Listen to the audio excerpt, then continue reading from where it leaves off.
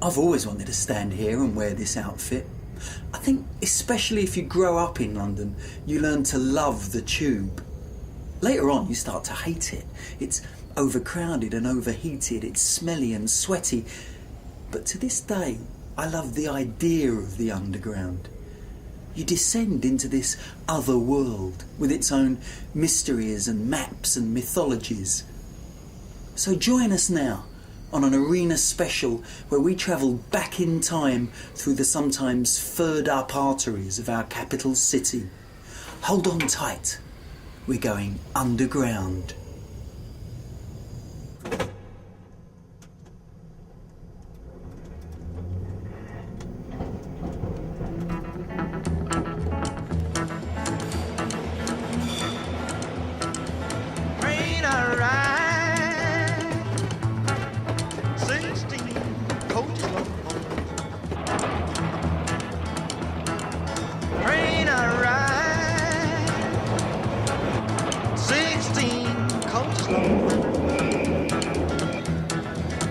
Well, that long black train got my baby had gone.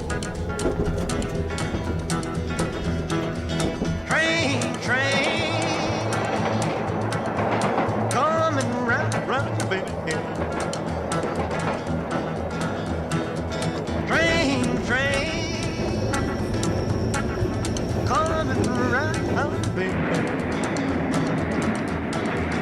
Well, it took my baby, but it never will again.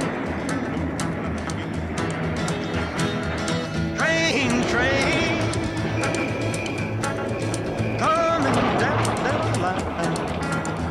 Stand clear of the train doors. Train,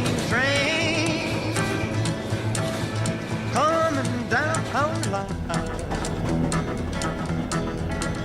Well, it's bringing my baby, 'cause she's my home, she's my home.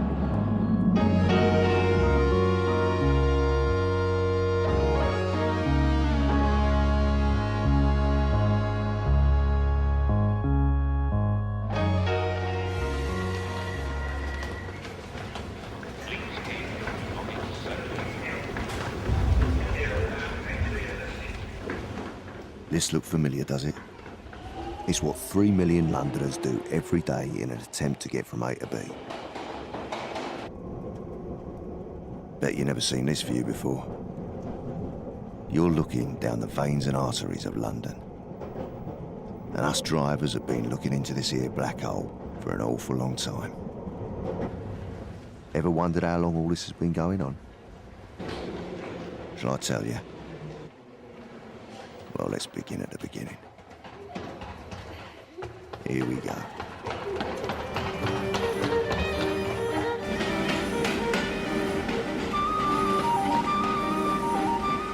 Here's those two again. Only this time they're travelling to a public hangar. But it ain't because of that they're so scared.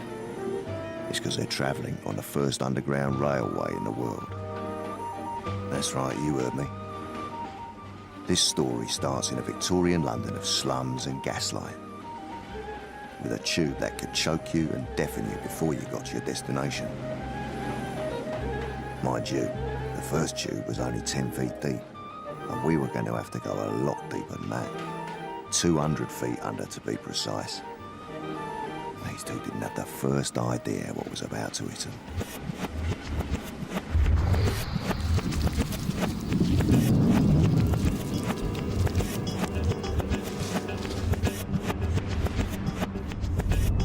Those first tubes weren't nearly deep enough for London.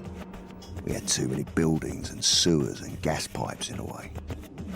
So they invented a contraption that was worked by man alone, which bore so deep it could disturb the devil himself. The train plunged into a black wall ahead, with the shrieking of 10,000 demons rising above the thunder of the wheels. Visions of accidents, collisions and crumbling tunnels floated through my mind. A fierce wind took away my breath. And innumerable blacks filled my eyes. I crouched low and held on like grim death to a little rail near me. while in the glass of the lookout holes were reflected the forms of the engine men. Like spirits of the tunnel mocking us from the black pit into which we were plunging.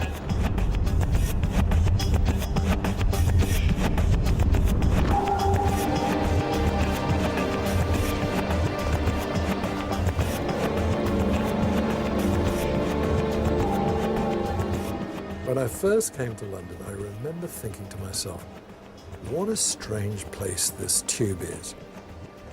I was astounded that people were entering in their droves like some kind of subterranean creatures, disappearing and then popping up somewhere else in London.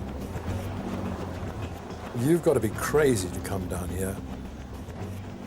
This is the place into which we would not otherwise venture. We're hundreds of feet below the surface, and goodness knows what's above us.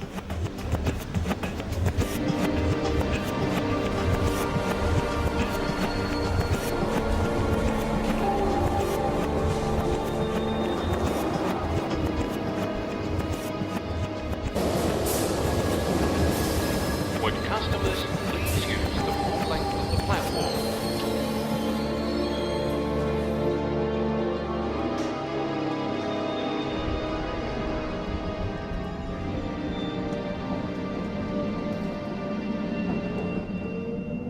It can get lonely at times. You're just talking to yourself, really. You might not talk to anyone for your entire day. Stanmore. Got to concentrate. Back to Stratford. Keep your eyes on the road. Stanmore. Every noise is alien. Probably Wembley. It's just down to you. It's the same signals. You just stay alert. It's the same platforms. It is dull. It's a very boring job. And let it get you down. You're wishing your life away, if you like.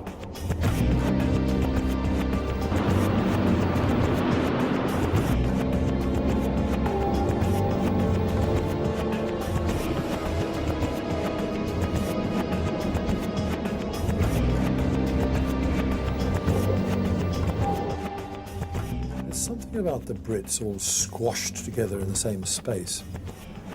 It's a bit like a lifeboat, and it seems to exaggerate all their characteristics. It's the perfect place to be if you don't want to have anything to do with other people.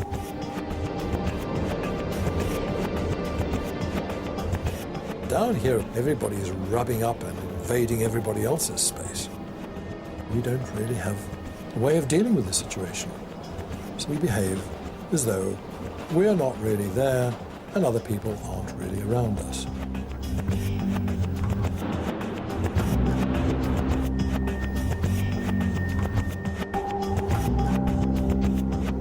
There's a lot of people back there. You forget all about them. You see people get on in the rush hour. They can't see you at all. There's thousands of them waiting. A lot of people are relying on you. All they want to do is get home.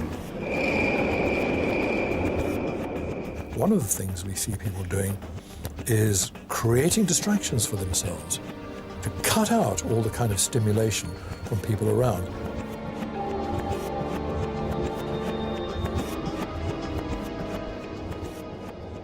Rush hour passengers are brilliant. They come up and bang on the door? Overnight, they just want to get home. So he gets a little bit shirty? Drugs, sort them out. Well, I'm not having that. You have to throw them off. There's been loads of staff assaulted. He sweated on the circle line, irritated by every other person on the carriage with him. They were too noisy, too close, too fat, or just offensively unattractive. Smith had fantasies about embedding pickaxes into their skulls.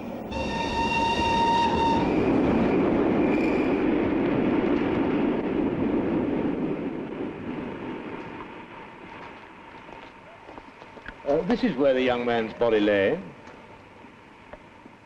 No, it couldn't have fallen from above. You see, these are all blank walls. It could only have come from a train.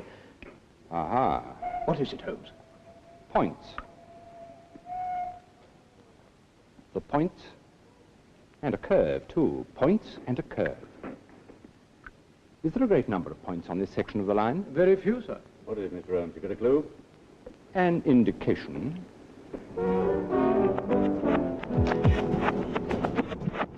Don't suppose you knew we were the first electric underground in the world. Although we've got 253 miles of tracks over 13 lines. Our early maps tried to make sense of it all. But they were that confusing you couldn't tell where you were. When the Great War started, London had to face bombing from the air. And for the first time, we had every Tom, Dick, Harry and his dog down here fighting for space. By the 20s, the world was back to normal. But overcrowding was so bad, they called it the Sardine Box Railway.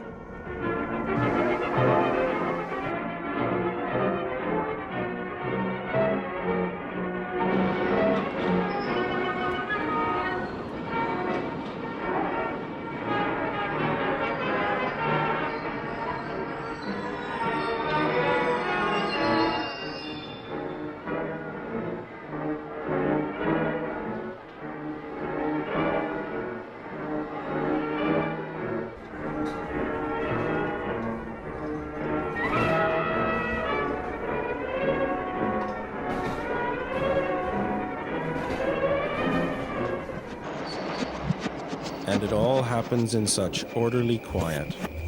All these thousands of people passing on stairs and escalators, stepping on and off crowded trains, sliding off into the darkness with wobbling heads and never speaking, like characters from Night of the Living Dead.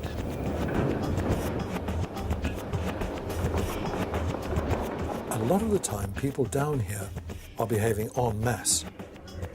It's a kind of collective, swarming behavior, almost as though we're schools of fish trying to find our ways to our destination. We become herd-like, and it's from others that we take cues as to how we're supposed to behave.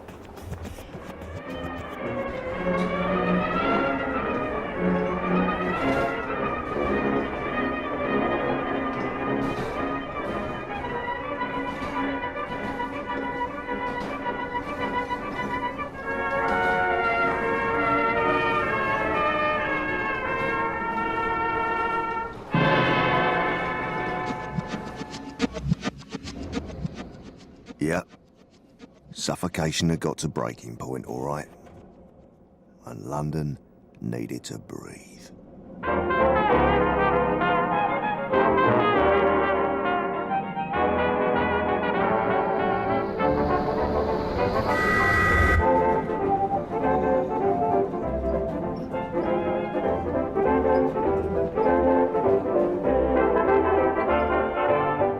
The arteries of London were expanding so fast that 4 lines were taken into the suburbs.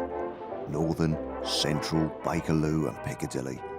Whole neighbourhoods were built around those names. As commuters poured into the sunshine, and Metroland came into its own. Gaily into Ruislip Gardens runs the red electric train. With 1,000 tars and pardons, daintily alights Elaine.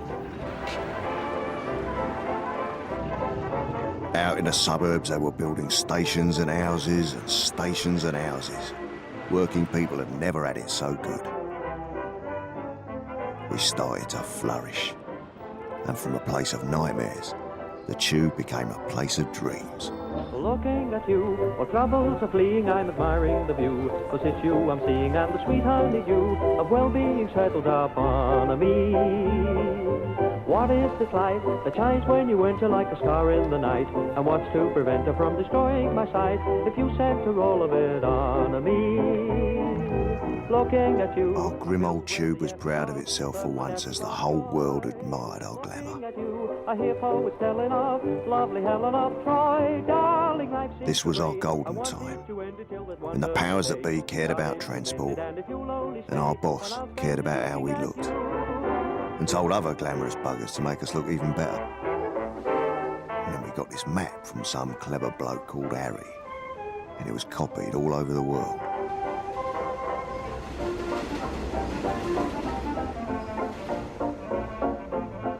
Our buildings were so fine, they didn't even look like stations anymore. They were like the best clubs in town. Even Uncle Joe sent his folks to check out how we'd done it. Yeah, we were on top of the world. And then the world went...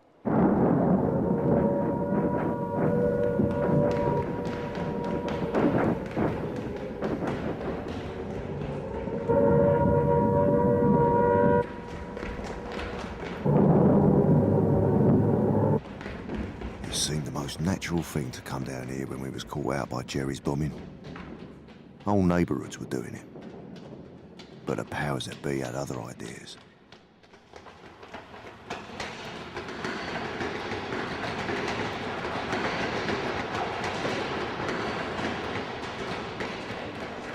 They thought we'd never come back upstairs again. And that a new breed of working-class troglodytes would threaten the very stability of London itself. You have taken things into your own hands. Quite right, too. Sit tight. Refuse to leave the tubes till they build bomb-proof shelters. Your labour, your pennies built the tubes. Remember, they'll belong to the workers one day. So people ignored the notices and went down in their thousands.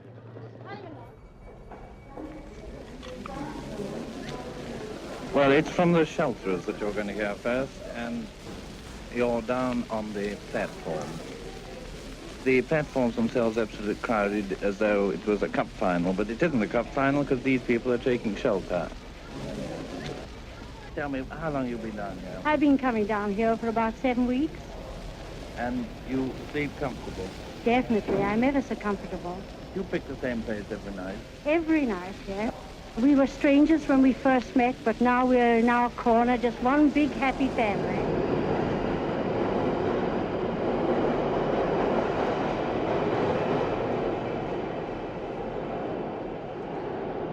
This is where I used to sleep.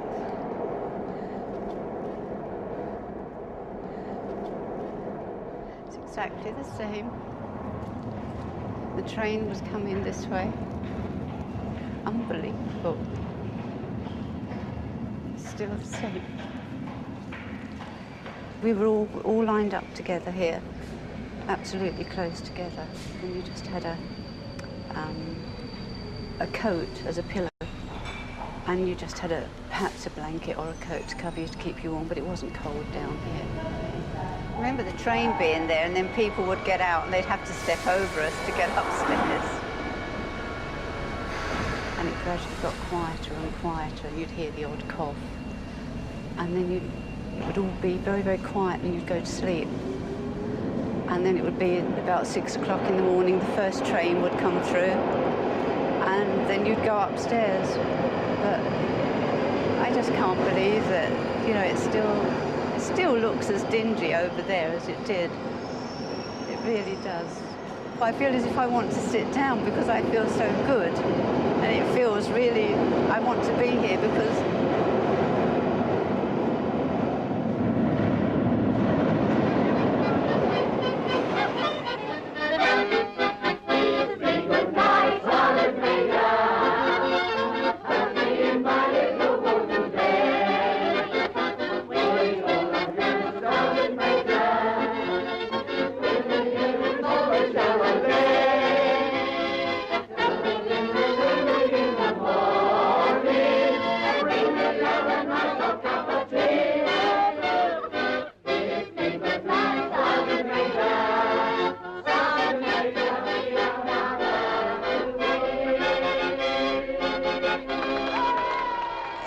looked after everybody else. You didn't feel frightened because you knew that if there was something wrong, you could go and say to somebody, you know, I'm lost or I can't find my mum.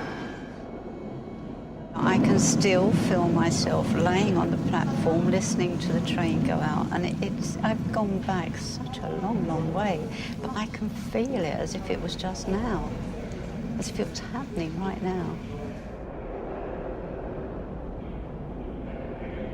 I can't bear the thought of going upstairs. This to me is home. I want to stay here. I want to live down here because I feel happy, feel safe. I think it's lovely. I really do. Brought back happy memories.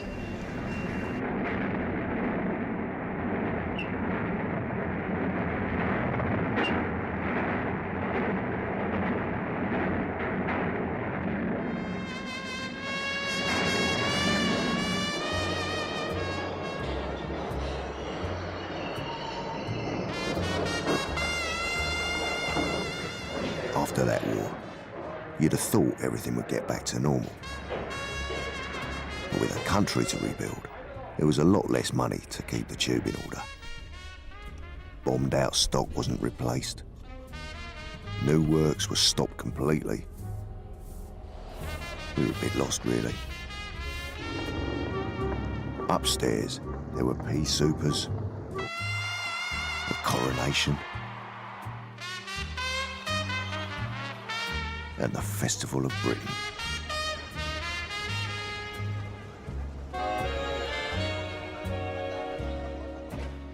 But for the underground, at least some things didn't change.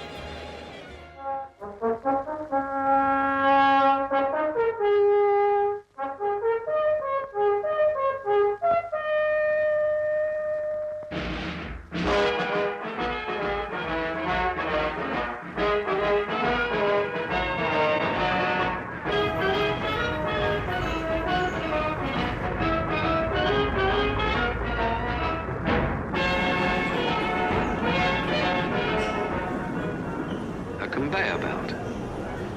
That's what it is. A conveyor belt. It carries you along with 11,999,999 other people every day. Bakerloo line, madam? Platform 5, that way. Excuse me, can I give you this umbrella? I found it in the tube. I ran after the gentleman who left it behind, but he got away. Every time a guard comes off duty, he goes through his train to see if anything's been left. There's no telling what he might find. Hats and coats, boots and shoes, things you'd never dream people would take off in the train. Hey, here's a turn up for the book. Pity she's got no visible means of support. What are you going to do with her? What about taking her home? A lot of good that'll do you. Well, she looks in need of care and attention, don't she? She'll get that all right at Baker Street. Yeah. By van from the bus depots, by train and barrow from the tubes, the lost property comes to the office in Baker Street. Basically, anything you can think of, we have. Men's umbrellas, ladies' umbrellas. Pairs of gloves together, single gloves alone. iPods, mobile phones, digital cameras. Then two pairs in with the wigs. Each envelope has a wallet or a purse in it. Every article is labelled. Full of money, full of people's memories. 23444 on the form, 23444 on the label. Full of their life most of the time. Meanwhile, there's the other side of the picture. There's the lady who's lost her glove. This is where children leave their footballs, businessmen leave their squash rackets. The chap who's lost the lost property office. Mother gets on the bus or the train with the baby in the pram, gladly gets off with the baby, but not with the pram. And here's the little girl who wonders what's happened to her tortoise. Do you think they would have Percy there, Mummy? We usually know when the start of term has come because we get lots of school bags. They only come to us when it's around exam time or when their homework's due. It is like being a kid in a toy shop. Something new comes in, you get to play with it. We could form our own little lost property band if we liked, though some of us have no musical talent whatsoever. We get up to 1,000 items a day. So somewhere out in London, there's 1,000 people a day doing a good deed for someone that they'll never meet and expecting no reward for it. We have people travel great distances to bring us items of property.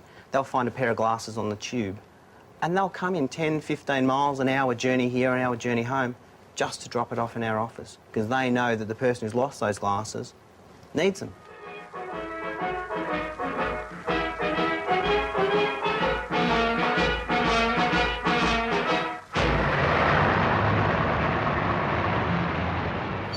Here I stand, said Ginny, in Piccadilly Tube Station where everything that is desirable meets.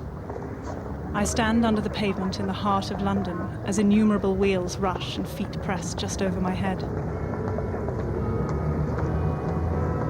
The great avenues of civilization meet here. I am in the heart of life.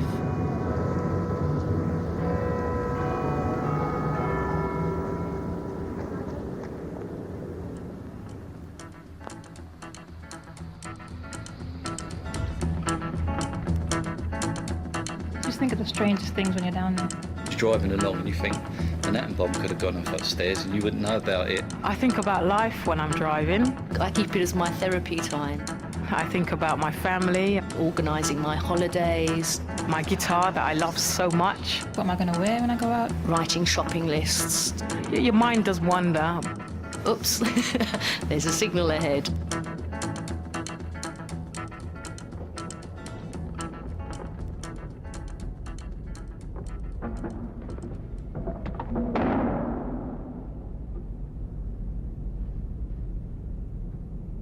By the 50s, You've Never Had It So Good didn't really touch us down here.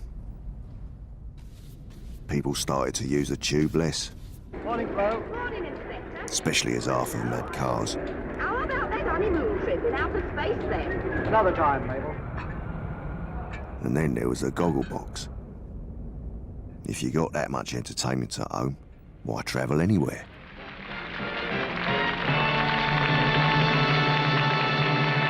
Ladies and gentlemen, it's the black and white minstrel show. We're on our way to London town. We're on our way to London town. We're busy, busy as can be. We're busy, busy as can be. We hop around from head to head until we come to London Bridge.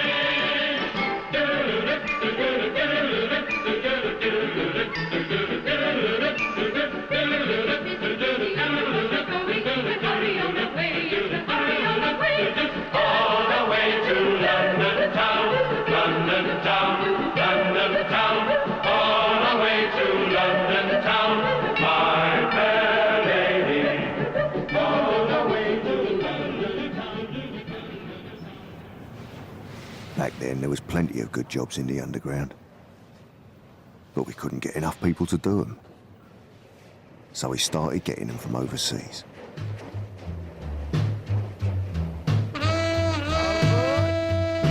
Train I ride, 16 coaches long. My first action on reaching the English capital was to perform what I'd always promised my sister Peach I would do. 16. Namely, go on the famous Piccadilly tube station, take a one-stop ticket, go down the escalator, and run up the steps in the wrong direction. Carry my baby from home. Naturally, the ticket official had his words to say. But I explained it was a promise I made my brother Christmas and my sister Peach ever since our childhood.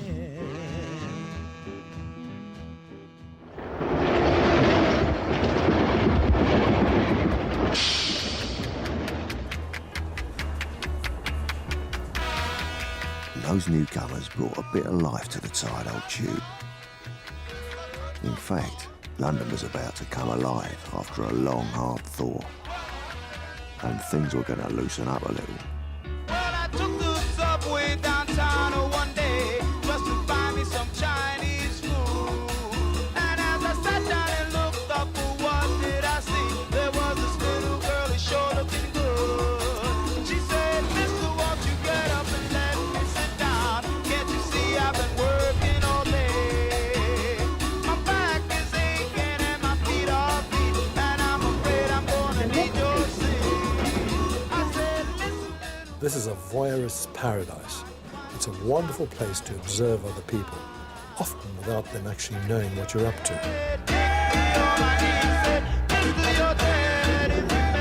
Lots of people who come down here are really very interested in all the other passengers. They want to speculate about who they are, where they're going, what they're up to, even how good they are in bed. Faces were closer to hers than faces had ever been, except those of lovers in the act of love. The back of her head pushed one of them aside and pressed so close into her face that hair came into her mouth. She twisted her neck, found her eyes meeting a man's eyes, their eyes close and gazing, as if they were about to kiss. His eyes were dead, purposefully glazed over, blinded to deny contact. I started looking at my brand new suit she had on. I said, "Sister, won't you get up and let me sit down? Can't you see I'm tired of fooling around?" Trains and tubes are often associated with sex. And I'm afraid I'm gonna have to take my seat back. She said, "Listen, little boy." Freud himself had something of a train phobia because it was on a train that he first saw his mother naked.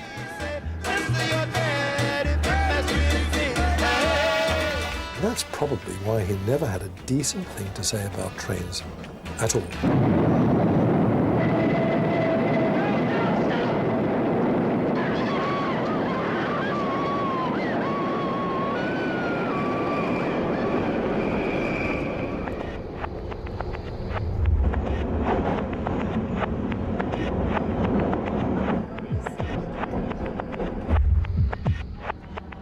I have had nightmares about the tube. I dream about trains every night. And I had a pretty gory one. I don't think you want to know about that. I was at work and a signal changed in front of me. The more I was putting the brake on, the more the train kept going. I dreamt that I actually hit someone. And I was shaking, but there was just nothing I could do. Kind of plays on the mind a bit when you are driving.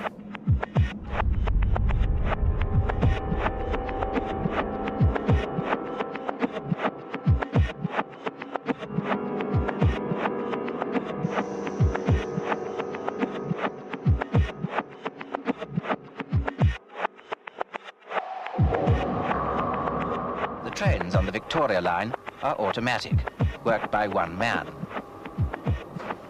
Closed-circuit television shows him that all his passengers are safely aboard, and all he then does is to close the doors and press the two start buttons.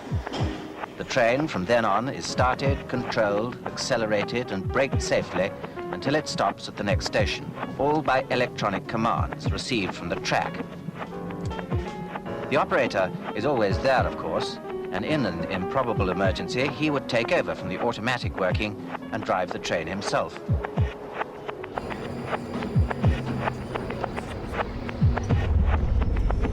It can get lonely at times. But you're just talking to yourself, really. You might not talk to anyone for your entire day. You know, you're just driving. Just push and pull your handle. You're on your own down there. You just keep thinking, Anything could go wrong. what if something goes wrong? You really are on your own.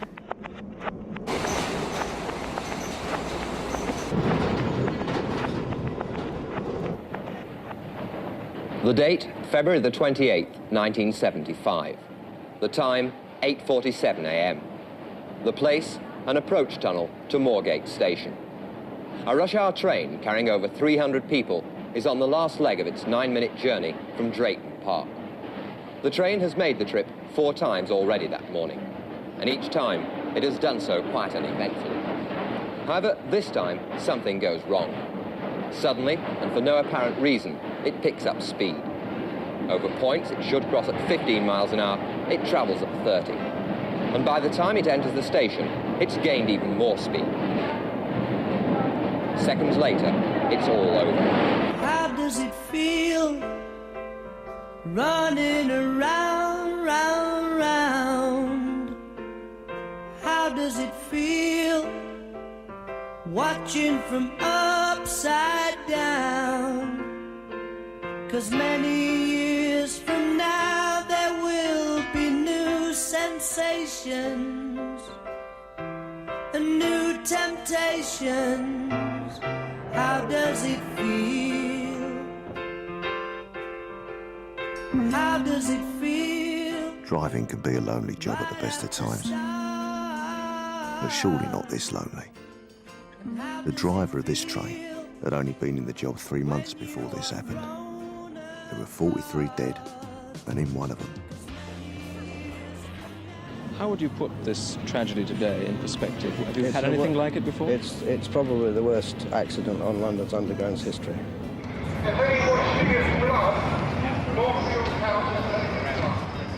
What happened to the people around you? Well, a few of them were shouting. There was a lady up in the front of the carriage that was covered up to her neck in rubble or train or something. Have you got through to the first coach? Yeah, we got through to the first coach now. What's it like in there? Pretty nasty. It's a bit messy at the moment. No one knew why he'd done it, and he left no explanation. So the court returned an open verdict. All your illusion, all your confusion, all left behind. How does it feel turning away? How does it feel? That first disaster might have been down to one of our own, but most times it's been us under attack from some other bugger.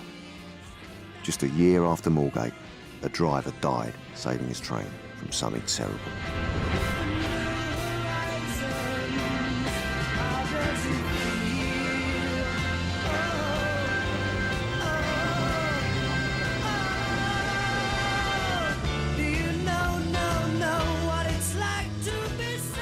On London's underground railways today, a police guard to protect passengers from bombers. This new police operation involves over 1,000 men. This morning, police were on duty at nearly all tube stations in time for the start of the rush hour. They made checks on passengers and searched bags and parcels. There haven't been any more incidents on the tube today, and now most of the 2 million commuters who travel by tube seem to be keeping a sharp lookout for suspicious objects.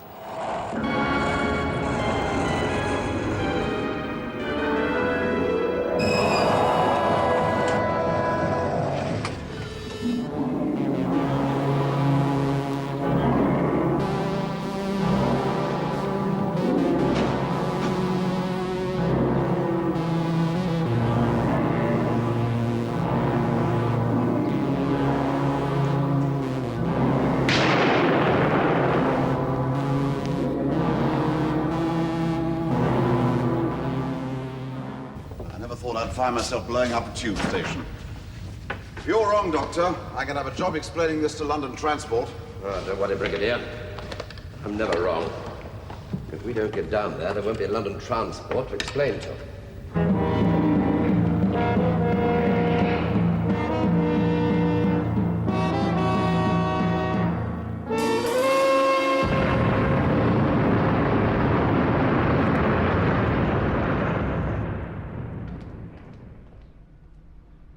We had 2 sets of ashes when I started.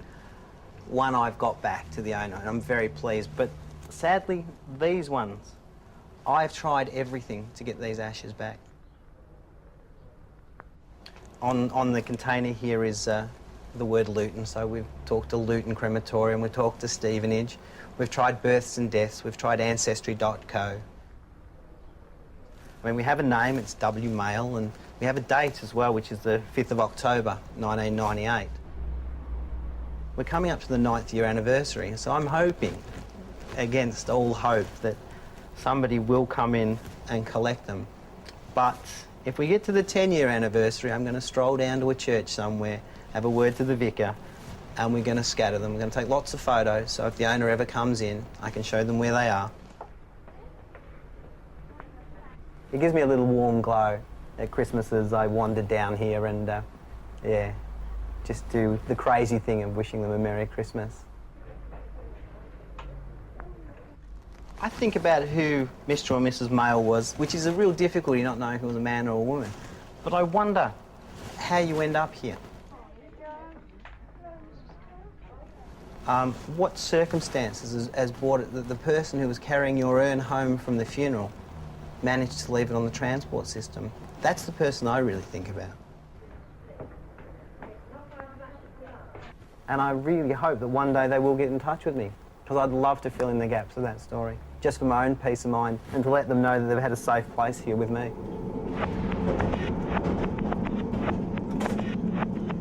Some things happen that are out of the ordinary. Yeah, been stuck in the tunnel loads of times. A main line burst on the train. Had a few passenger alarms have been pulled down. Well, I've had a person jump in front of the train. Someone actually got stabbed on my train. You have to take it in your stride. The passenger was moaning that he wanted to get home. If you don't, you won't come back tomorrow. And he was sitting opposite the person that got stabbed. Do you notice something about this story? Don't matter what happens to the tube, it just keeps on moving. Through blitzes and bombs and God knows what else. It don't stop growing neither.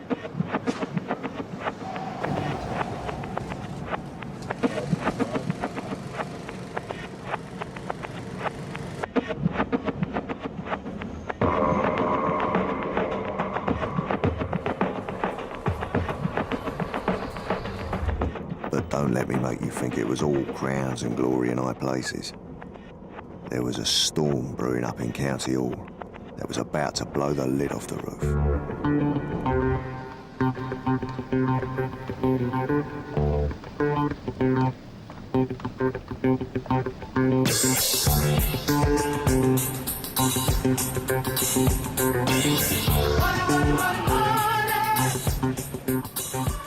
See him? He's the one that started it. That's right. Our mayor, that is, as he was. He thought he'd make fares cheaper for Londoners by upping their rates. But the good burghers of Bromley didn't want to pay. So they took it to the law. The appeal court has just ruled that the Greater London Council's cheap bus and tube fares are illegal. The council had promised to reduce fares by 25%, which they did as soon as they were elected. Lord Denning, sitting with two other judges, ruled that the GLC's fare cutting was outside its statutory powers and must be quashed. Weren't long before the tube was taken away from our ken, and London altogether. It was given back to the powers that be. There were lean times ahead underground. London's transport services are to have their subsidies cut by half over the next 3 years. London Regional Transport, the new authority which replaced LT 3 weeks ago, has been told to sell off assets and streamline its management in order to improve services. The GLC Transport Department warned this afternoon that as a result, up to 9,000 jobs would be lost. Bus and tube services would be cut and fares would rise sharply. Oh, but didn't the 80s hold so much promise? The money might have been flowing, but we didn't see much of it down here.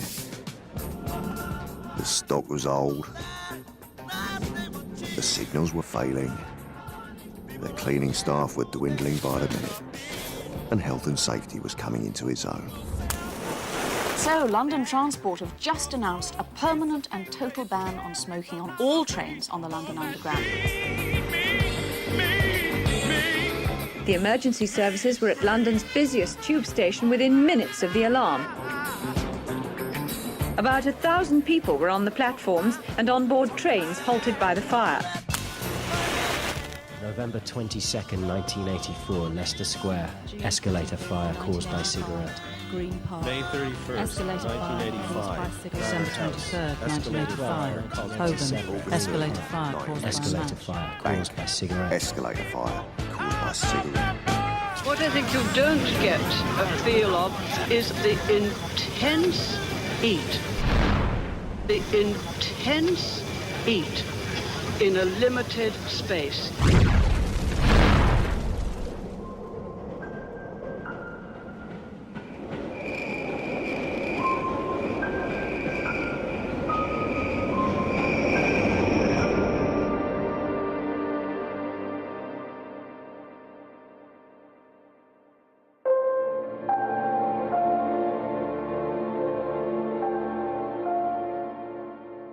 At least 32 people died this evening in a fire at King's Cross Underground Station in London.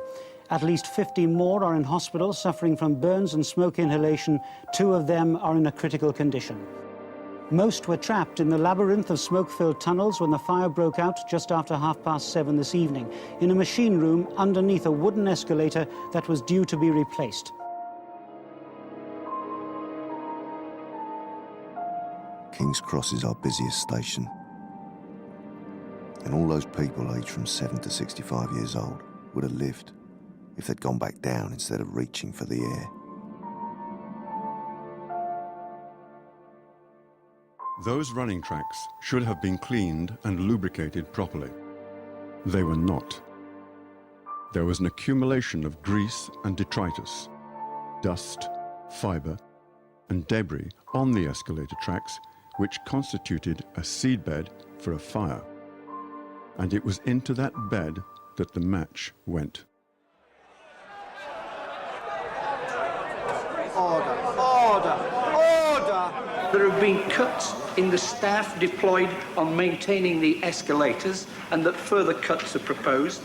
That the station staff at a station with 8 platforms and a veritable rabbit warren of tunnels has been cut from 16 to 10. That the cleaning staff have been cut from 14 to 2, and that none of them were taught how to help an evacuation of that station. I bet I don't have to tell you how this ended. The tube is to be put up for sale if the Conservatives win the general election. BBC Panorama programme has obtained documents suggesting the government is considering what is effectively privatisation of the London Underground. People in London want a decent underground, and I'm going to make sure they get it. But before the money men could get their hands on our tube, we laid foundations for one last incredible thing.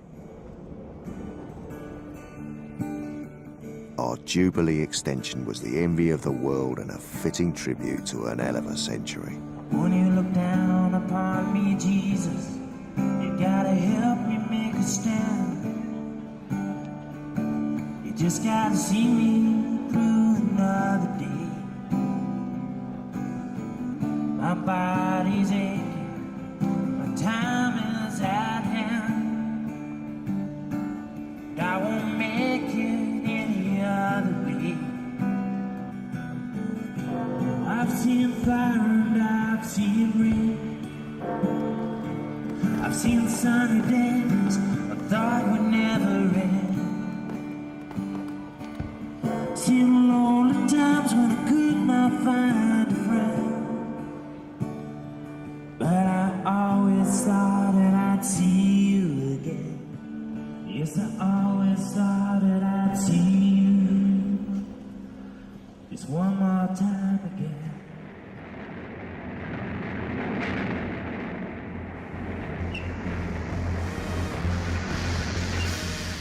So here we are in the new century, a living, breathing, vibrant age to be in. And it's time to meet some of the weird and wonderful folk you can find down here, right now. This is Annie Mole. The thing about the tube is you've got 3 million people a day, all crammed in, all trying to get to their destination. Annie wants to tell the whole world about our tube. To get through this daily ordeal, some unwritten rules of behaviour have evolved. But she ain't no train spotter.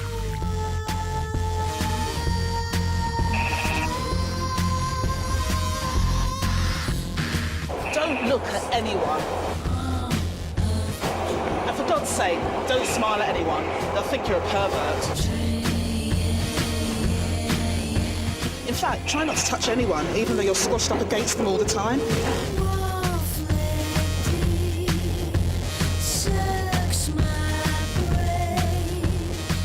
The Northern Line will be running normally today, so you may expect delays to all destinations. And don't even think about speaking to anyone. Unless it's to say, is it all right if I take your metro? To the man in the grey coat trying to board the second carriage. What part of stand clear of the doors don't you understand, sir? So where else would you get 60 people in a room not talking to each other?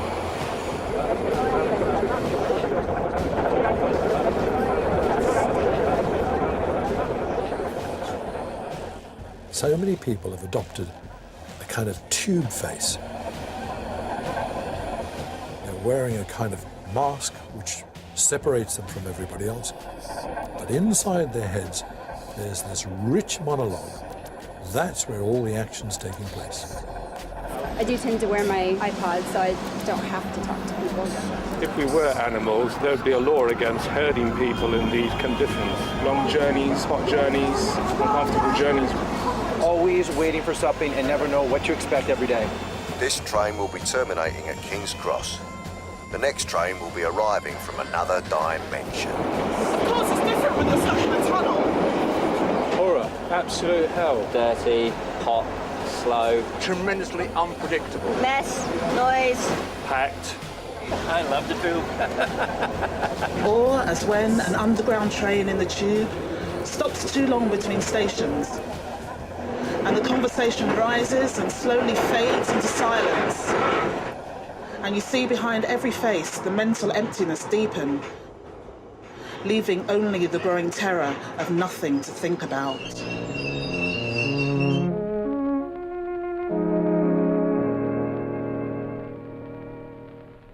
Twilight is falling, the world hushed and still. Someone is calling from over the hill. Just a mother's prayer at twilight, sitting in the firelight glow. Every night she's there, says a little prayer for the boy that she loves so. Just a mother's prayer. What does it feel like? To be looked after. Safe, cared for, happy. I don't feel any of that. Your job will soon be done. I'm scared to go anywhere. I'm scared to go on a train. I'm terrified of closed spaces. Don't like being enclosed. Oh my God, what if? I cannot go through that I tunnel. will be in a black tunnel and not knowing how to get out. Initially, the terrorists may burrow deeper into caves and other entrenched hiding places. Our military action is also designed to clear the way for sustained, comprehensive, and relentless operations to drive them out and bring them to justice.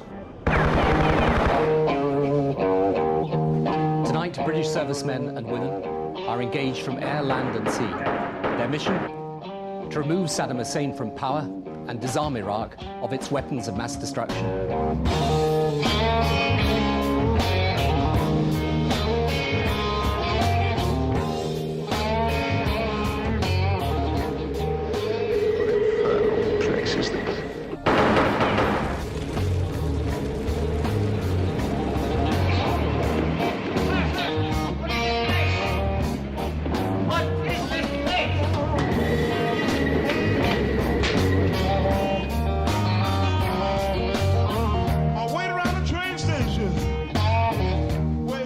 At least 37 people dead, hundreds injured in today's bomb attacks in central London.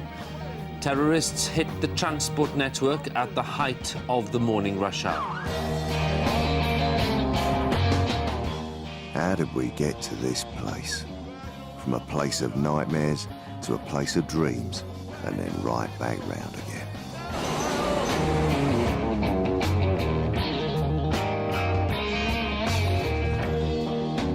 There was all this sort of noise on the internet on that day, all sorts of strange confusion going on. I wasn't around for any of the bombings. I was actually on leave at the time. It was quite eerie and I felt really bad about that.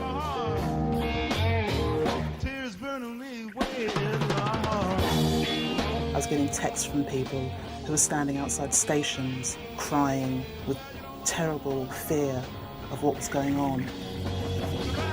One guy said, "A funny thing happened to me on the way to work. My train blew up." I do know some of the drivers are involved. They were trying to be strong for the passengers. They worked with me on the Northern Line. Even though they were scared. Most days, my website receives 400 visitors. But on this day, I had 18,000. I was getting a lot of phone calls. An awful lot of people I hadn't heard from. My girlfriend said to me, I did feel quite valued. didn't want you working down there. If we did think about it, I don't think we'd really come to work. Did you get over it? Nearly every underground driver would Get on with it. live up to what happened on that day.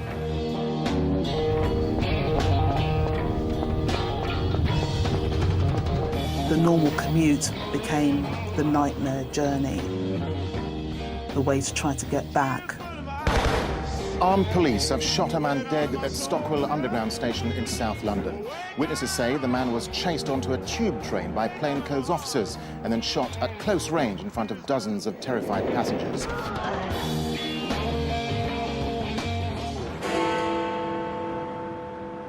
The man shot dead on the London Underground yesterday was not connected to the hunt for Thursday's bombers. Tonight, Scotland Yard identified him as Jean-Charles de Menezes, a 27-year-old Brazilian.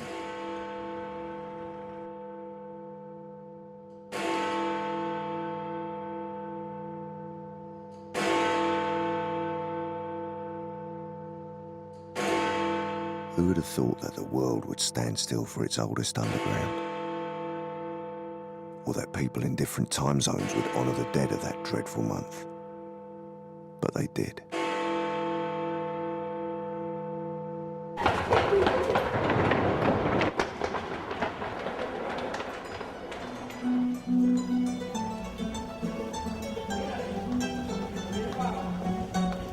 So how do we end this story? Well, this is the story that never ends. We've got trains to run and time to keep. And you've got to get to work and school and God knows what else.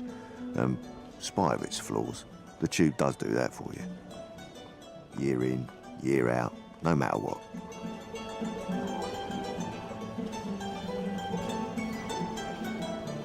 So maybe I'll see you down here with the rest of the gang. But in the meantime,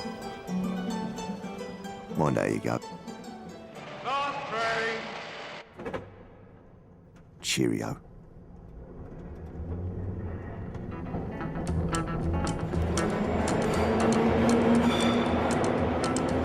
Train I ride, 16 coaches long. Train I ride, 16 coaches long. Well, that long black train got my baby had gone. Train, coming round the bend. Train, coming round the bend. Well, it took my baby, but it never will again. No, not again. Train, coming down the line. Train, coming down the line. Well, it's bringing my baby, 'cause she's my she's my